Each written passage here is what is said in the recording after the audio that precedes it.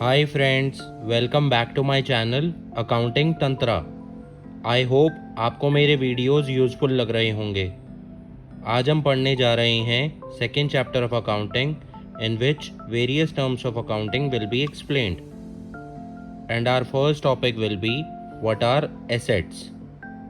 Before explaining the assets, मैं आपको बताना चाहूँगा कि हम एसेट्स पढ़ क्यों रहे हैं। लिंकिंग समझना बस, लर्न करने की ज़रूरत नहीं है। ये चीज़ एग्ज़ाम में नहीं आएगी। बस आपको लिंकिंग समझाने के लिए ये एक्सप्लेन कर रहा हूँ। आपने सेकंड क्लास में मीनिंग ऑफ अकाउंटिंग पढ़ते हुए देखा कि in accounting there are several steps. याद है? चलो रिविज़िट करते हैं। आपको पढ़ाया गया था कि in accounting first step is identifying the business financial transactions. इस स्टेप में बिजनेस फाइनेंशियल ट्रांजैक्शंस को आइडेंटिफाई किया जाता है। कुछ याद आ रहा है? थोड़ा थोड़ा याद आ रहा है? Okay, no problem. Just for an example, mobile purchase किया था 10,000 रुपीज़ का। ये एक बिजनेस फाइनेंशियल ट्रांजैक्शंस आइडेंटिफाई हुई थी। Second step in accounting is measuring the identified transactions in terms of money। इस स्टेप में ऊपर आइडेंटिफाई की हुई ट्रांजैक्शन को मॉनेटरी टर्म में मेजर किया जाता है। जैसे मोबाइल 10,000 रुपीज़ का परचेज किया है तो इसकी मेजरमेंट वैल्यू है 10,000 rupees. Third step in accounting is recording of transactions. ये स्टेप आज के टॉपिक को समझने के लिए बहुत इंपॉर्टेंट है।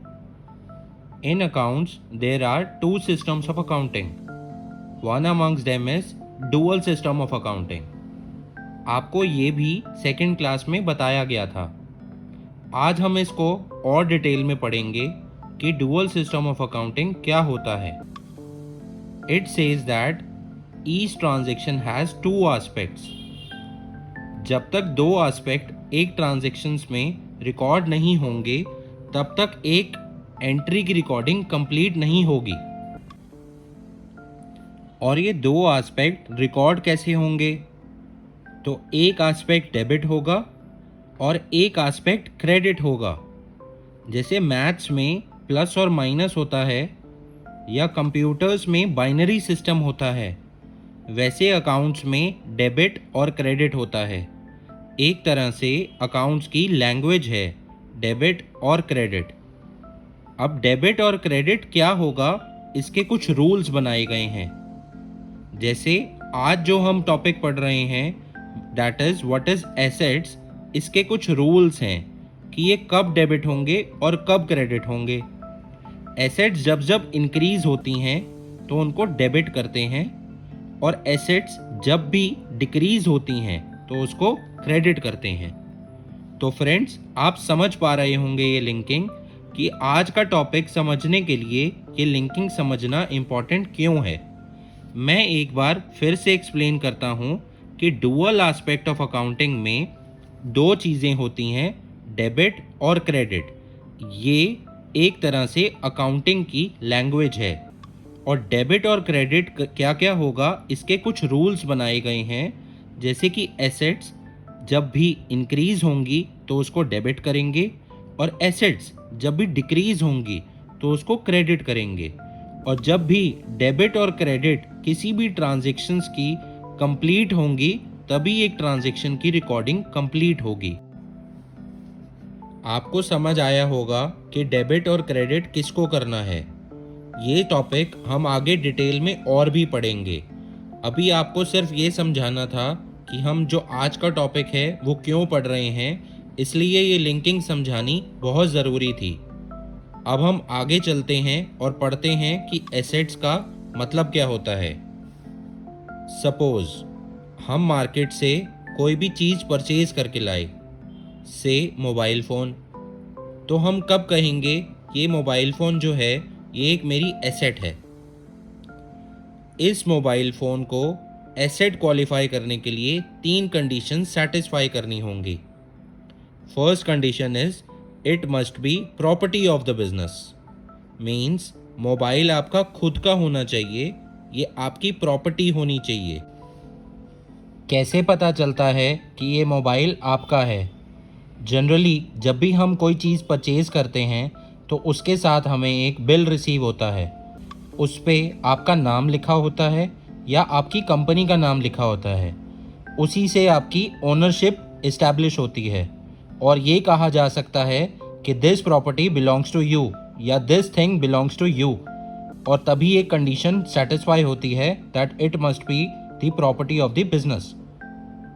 Second is it can be in tangible और इनटेंजिबल फॉर्म। टेंजिबल का मतलब है things which can be seen और टच्ड, और इनटेंजिबल का मतलब है things which can not be seen और टच्ड। मोबाइल आपका क्या चीज़ है? ये एक टेंजिबल थिंग है क्योंकि आप इसको देख भी सकते हो और टच भी कर सकते हो। Third condition is it offers economic resources for business in future. इसका मतलब है कि मोबाइल फ़ोन आपके बिजनेस में कुछ बेनिफिट देना चाहिए अभी और फ्यूचर में। जब ये 3 कंडीशन सेटिस्फाई हो जाएंगी तो आपकी कोई भी चीज़ जो आपने परचेज़ की है वो एक एसेट कहलाई जाएगी। और ये तीनों कंडीशंस हमारे मोबाइल फ़ोन के केस में सेटिस्फाई हो रही हैं, तो कपिल एंड को ने जो मोबाइल फ़ोन ख़रीदा है 10,000 रुपीज़ का, ये एक एसेट है। ऐसे ही हम वन बाय वन और एसेट्स के एग्जाम्पल देखेंगे और समझेंगे कि ये सब एसेट्स कैसे हो सकती हैं हमारे बिजनेस के लिए। Our first example is land. Kapil and co ने एक लैंड परचेज किया। कब कहा जाएगा कि ये लैंड उसके लिए एक एसेट है? हम वही 3 कंडीशंस जो अभी हमने देखी वो इस लैंड के केस में अप्लाई करेंगे और देखेंगे क्या ये एक एसेट क्वालिफाई हो रही है। So first condition is whether it is owned.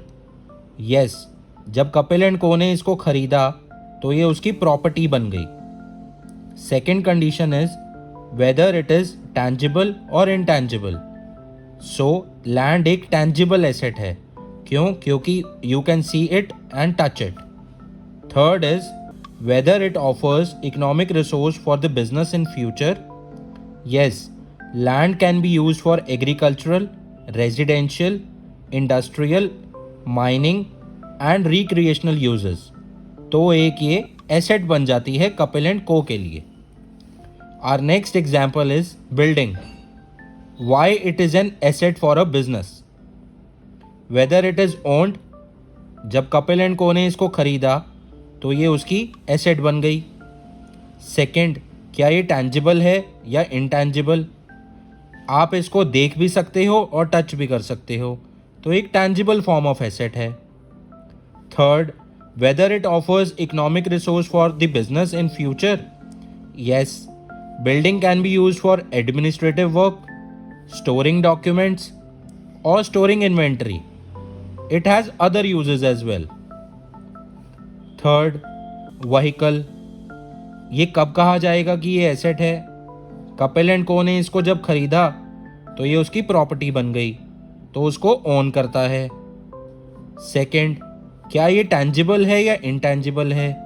ये टैंजिबल है क्योंकि आप इसको देख सकते हो और टच भी कर सकते हो। Third, whether it offers economic resource for the business in future. Yes, vehicle can be used for transportation of passengers, carrying goods from one place to another, and etc. Next example is machinery. Kapil and co ने machinery भी purchase की तो ये उसकी property बन गई, तो first condition satisfy होती है। सेकेंड इज ये टैंजिबल है या इनटैंजिबल, तो एक ये टैंजिबल फॉर्म ऑफ एसेट है क्योंकि आप इसको देख भी सकते हो और टच भी कर सकते हो। Third is whether it offers economic resource for the business in future. Yes, machinery can be used for faster work, farming, industry, factory, etc. Next example is computer. Computer कब कहलाया जाएगा कि ये एसेट है? कपिल एंड को ने उसको खरीदा तो ये उसकी प्रॉपर्टी बन गई, उसके नाम पे ही बिल था। सेकेंड इज ये टैंजिबल है या इनटैंजिबल है? ये एक टैंजिबल फॉर्म ऑफ एसेट है क्योंकि you can touch it and see it. Third is whether it offers economic resource for the business in future. Yes, computers or laptops can be used for calculations or making presentations and other uses as well. Next is mobile phone. अब mobile phone कब asset कहलाया जाएगा? First is जब Kapil and co ने इसको ख़रीदा तो ये उसकी प्रॉपर्टी बन गई.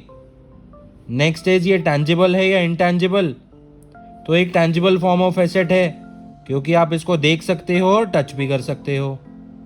Third is whether it offers economic resource for the business in future. Yes, mobile can be use for calling, texting for receiving and giving orders in a business, so it becomes the asset for the business. Next is furniture. जब furniture आप खरीद के लाते हो तो ये आपकी property बन जाता है, आप इसके ओनर कहलाते हो. सेकेंड इज ये टैंजिबल है या इंटैंजिबल? तो एक टैंजिबल फॉर्म ऑफ एसेट है क्योंकि आप इसको देख सकते हो और टच भी कर सकते हो. क्या furniture economic resource for the business in future offer करता है? Yes, office furniture can be used as a desk, chair and for various purposes. Next is investment. Investment कब कहलाती हैं कि एसेट हैं? जब कपिल एंड को ने इसको खरीदा तो ये इसकी प्रॉपर्टी बन गई और वो इसका ओनर कहलाया. नेक्स्ट इज टैंजिबल है या इंटैंजिबल? ये एक टैंजिबल फॉर्म ऑफ एसेट है because you can see it और touch it. Third is whether it offers economic resource for the business in future. Yes, investment can be used for generating future cash and other uses as well. Next comes is software. यहाँ पे थोड़ा सा change होगा, देखना आप. Whether it is owned, Kapil and co ने जाके एक सॉफ्टवेयर खरीदा तो उसका ये ओनर कहलाएगा क्योंकि बिल पे इसका नाम है और ये उसकी प्रॉपर्टी बन गई. सेकेंड चीज़ में इसमें डिफरेंट है, ये टैंजिबल है या इंटैंजिबल? आप सॉफ्टवेयर को देख नहीं सकते, टच नहीं कर सकते, तो एक इनटैंजिबल फॉर्म ऑफ एसेट कहलाएगी. नेक्स्ट कंडीशन इसमें सेटिस्फाई होती है बाकी एसेट के जैसे, whether it offers economic resource for the business in future. Yes, software can be used in various applications like Android और iOS, और बहुत भी अलग तरह के सॉफ्टवेयर्स होते हैं. तो इस तरह से सॉफ्टवेयर भी एक एसेट कहलाती है चाहे वो इनटैंजिबल फॉर्म ऑफ एसेट है. Next is goodwill. गुडविल क्या होती है? ये एक फेवर है या एडवांटेज है जो कि एक बिजनेस एक्वायर करता है या कमाता है. आपने सुना होगा कि किसी इंसान की गुडविल है या किसी कंपनी की गुडविल है, तो ये भी एक एसेट होती है. Next is copyright. आपने देखा होगा जब ऑथर्स अपनी बुक डेवलप करते हैं तो उसको कॉपीराइट करवा देते हैं, उससे वो ये दिखाते हैं that it belongs to them. Then comes patent. जब भी कोई इन्वेंशन करता है तो वो उस चीज़ का पेटेंट ले लेता है कि ये मैंने डेवलप किया है, उसको बोलते हैं पेटेंट. Then is trademark. कोई भी बिजनेस अपने आप को रिप्रेजेंटेशन करने के लिए कोई साइन या कोई वर्ड यूज करता है तो उसको ट्रेडमार्क बोलते हैं कि ये उसकी ट्रेड में एज एन मार्क यूज होता है, ट्रेडमार्क. तो ये कैसे एसेट हुई? जब कपिल एंड को ने इसको परचेज किया तो वो उसका ओनर बन गया और ये उसकी प्रॉपर्टी कहलाई जाएगी. तो फर्स्ट कंडीशन सेटिस्फाई हुई. नेक्स्ट इज ये टैंजिबल है या इंटैंजिबल है? तो it is intangible form of an asset. क्यों? क्योंकि आप इसको देख नहीं सकते, टच नहीं कर सकते. Third is whether it offers economic resource for the business in future. Yes, goodwill, patent, copyright, trademark, these all can be used for generating revenue. Our next example is inventory. हमने कुछ pens purchase किए थे as an inventory जो हम cell purchase कर रहे थे. तो हमने जब भी पेन परचेज किए तो ये हमारी प्रॉपर्टी बन गई. नेक्स्ट इज क्या ये टैंजिबल है या इंटैंजिबल? तो फ्रेंड्स अब आप बताओ, आपने टैंजिबल फॉर्म ऑफ एसेट भी देख लिया, इनटैंजिबल भी देख लिया, तो ये कौन सी एसेट होगी? तो it is an tangible form of asset. क्यों? क्योंकि आप इसको टच भी कर सकते हो और देख भी सकते हो.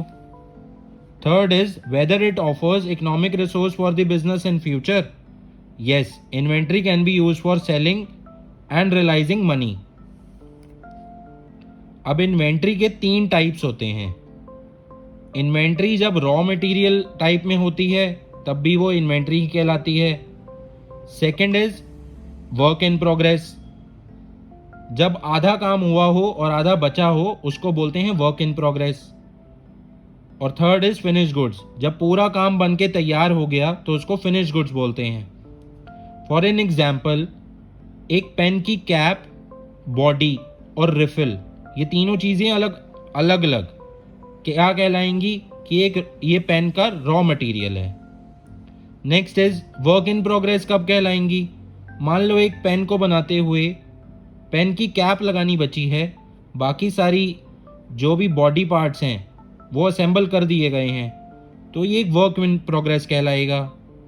थर्ड इज फिनिश गुड्स, जब पूरा पेन बन के रेडी हो जाएगा तो इसको बोलेंगे ये एक फिनिश गुड है, हम इसको सेल कर सकते हैं मार्केट में। Our next example is debtors. Debtors कब कहलाई जाएंगे कि ये एसेट हैं? Whether it is owned, yes, Kapil ने जब अपनी इन्वेंट्री बेची तो उसका एक राइट इस्टेब्लिश हो गया वो पैसा रिकवर करने का, तो जब तक उसको पैसा मिल ना जाए तो उसके डेटर कहलाए जाएंगे वो। तो 2 तरह से इन्वेंट्री सेल की जाती है, या तो वो जब इन्वेंट्री सेल करी कैश कलेक्ट कर ली, सेकेंड इज इन्वेंट्री सेल करी और किसी को क्रेडिट पीरियड दिया तो वो उसका डेटर कहलाया जाएगा।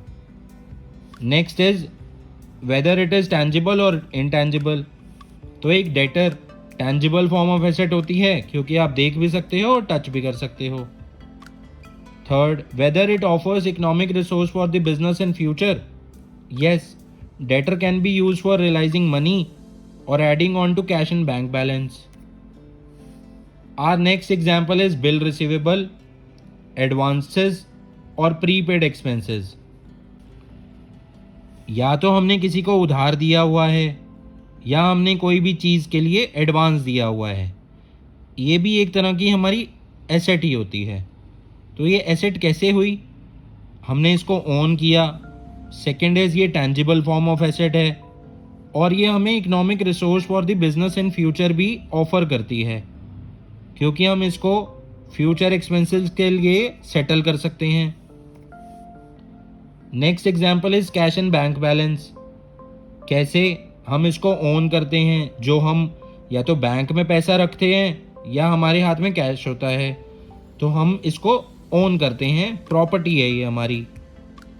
नेक्स्ट इज ये टैंजिबल है या इंटैंजिबल है?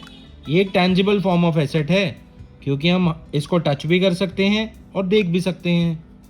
थर्ड इज ये हमें economic resource for the business in future offer करता है। कैश एंड बैंक बैलेंस हम आगे के लिए पेमेंट के लिए यूज़ कर सकते हैं। इस तरह से हमने पढ़ा एसेट्स के मीनिंग के बारे में। तो वो 3 कंडीशंस आपको याद हो गई होंगी अभी तक, आपने बहुत सारे एग्जाम्पल्स देखे। 3 कंडीशंस हैं, इट मस्ट बी ओन्ड, वो आपकी प्रॉपर्टी होनी चाहिए। Second is it can B intangible और टैंजिबल फॉर्म, आप उसको देख सकते होने चाहिए या नहीं देख सकते होने चाहिए, वो आपकी एसेट होती है। Third is it offers economic resource for the business in future, वो आपके बिजनेस में कुछ ना कुछ फ़ायदा देना चाहिए, या तो आज या फ्यूचर में। अगर ये तीनों कंडीशन सेटिस्फाई होती हैं तो वो आपकी एसेट कहलाई जाती है। सो फ्रेंड्स, हमने देख लिया एसेट्स का मीनिंग। अब हम ये देखेंगे कि एसेट्स को क्लासिफाई कैसे किया जाता है। 2 क्राइटेरियाज हैं, on the basis of convertibility and on the basis of physical existence. Physical existence वाला क्राइटेरिया आप ऑलरेडी पढ़ चुके हैं while studying the meaning of assets. Convertibility criteria में एसेट्स को 2 तरह से क्लासिफाई किया जाता है। First is non current assets, second is current assets. Non current asset means the assets held by the business from long term point of view, that is for more than companies operating cycle. Operating cycle का मतलब है time taken by the company to buy the goods, sell them and then receive the cash from sale of these goods or an asset. It means जब हमने कोई भी asset purchase की then उसको cell किया और अल्टीमेटली उसके against cash realise किया। इस पूरी ड्यूरेशन की साइकिल को बोलते हैं ऑपरेटिंग साइकिल। तो जो भी asset long term point of view से होल्ड की जाती हैं, मींस कंपनी की ऑपरेटिंग साइकिल से ज़्यादा के पीरियड के लिए, उसको हम बोलते हैं नॉन करंट एसेट्स। या कोई भी asset held for the purpose of investment और फैसिलिटेटिंग द बिजनेस ऑपरेशंस के लिए हेल्ड की जाती हैं, वो होती हैं नॉन करंट एसेट्स। ये था नॉन करंट एसेट्स। अब देखते हैं करंट एसेट्स क्या होती हैं। Current assets are those assets which are held by the business from short term point of view. जो भी एसेट्स कंपनी की ऑपरेटिंग साइकिल से शॉर्टर ड्यूरेशन के लिए हेल्ड की जाती हैं, उनको करंट एसेट्स बोलते हैं। या कोई भी asset held for the purpose of converting them into the cash, ऐसी कोई भी एसेट को बोला जाता है करंट एसेट्स। तो हमने क्लासिफिकेशन ऑफ एसेट्स को भी देख लिया है, जिसमें हमने देखा कि एसेट्स को दो क्राइटेरिया के बेसिस पे क्लासिफाई किया जाता है, on the basis of convertibility and on the basis of physical existence. तो फ्रेंड्स, आज हम पढ़ चुके हैं meaning of assets, rules of debit and credit in respect of assets. Then हमने देखा कि एसेट्स को क्लासिफाई कैसे किया जाता है on the basis of convertibility and physical existence. अब हम देखेंगे कि एसेट्स को समराइज कैसे किया जाता है बैलेंस शीट में। तो आपके सामने डिस्प्ले हो रहा है कि एसेट्स को हमने क्लासिफाई किया हुआ है on the basis of convertibility, that is non current assets and current assets. Then हमने क्लासिफाई किया हुआ है on the basis of physical existence, that is tangible assets and intangible assets. और जितने भी एग्जाम्पल मैंने आज आपकी क्लास में कवर किए, वो यहाँ पे सारे डिस्प्ले हो रहे हैं कि उनको बैलेंस शीट में समराइज कैसे किया जाएगा। These are mostly all type of assets which you will study in your class 11. आपकी लाइफ में और भी एसेट्स के एग्जाम्पल आएंगे। आप ये सब कंडीशंस लगा के उनको असेस कर सकते हो, क्या वो सब चीज़ें एसेट्स के लिए क्लासिफाई होती हैं या नहीं होती हैं। अगर आपको और कुछ डिटेल में जानना हो तो आप कमेंट्स में आप मेरे को क्वेश्चन कर सकते हैं।